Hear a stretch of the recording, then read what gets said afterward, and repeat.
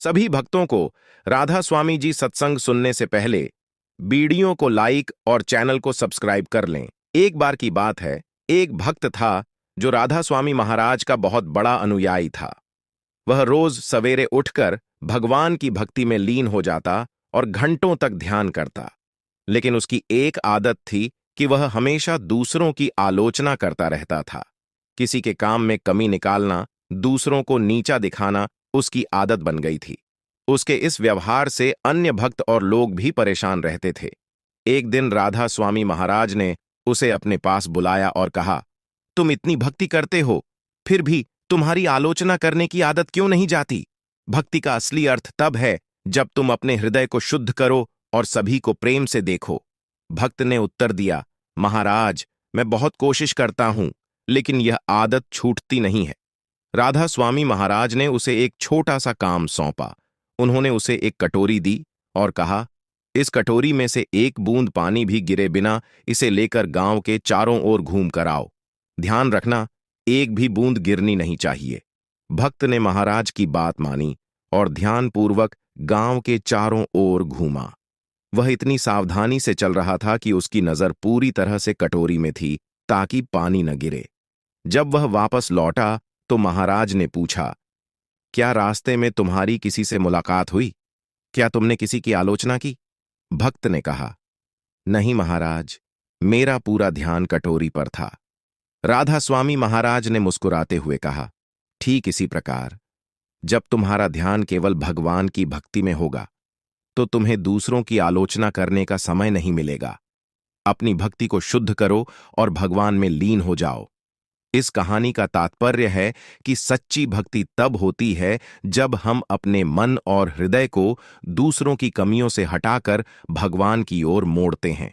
बहुत समय पहले की बात है। एक गांव में गोविंद नाम का एक युवक रहता था। गोविंद के जीवन का मुख्य उद्देश्य सांसारिक सुखों की खोज करना था।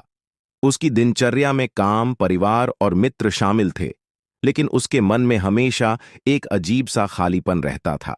वह किसी तरह की शांति या संतोष महसूस नहीं करता था, भले ही उसके पास सभी भौतिक सुख सुविधाएं थीं। एक दिन गांव में एक संत का आगमन हुआ। संत का नाम स्वामी नारायण था, जो राधा स्वामी परंपरा के अनुयायी थे। उन्होंने गांव के लोगों को सत्संग के माध्यम से प्रेम, भक्ति और आत्मज्ञान का संदेश दिया। स्वामी नारायण की वाणी में इतनी शक्ति थी कि जो भी उन्हें सुनता वह उनके प्रवचनों से प्रभावित हुए बिना नहीं रह सकता था।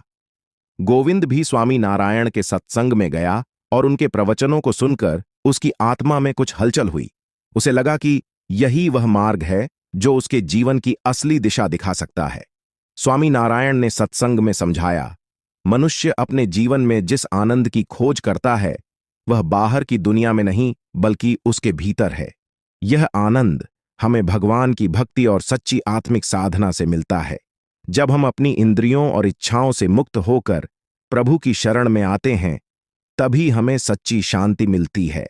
गोविंद के मन में सवाल उठा, क्या मैं भी इस मार्ग पर चल सकता हूं? क्या मैं सांसारिक बंधनों से मुक्त होकर सच्चे आनंद का अनुभव कर सकता हूं? अध्याय 2।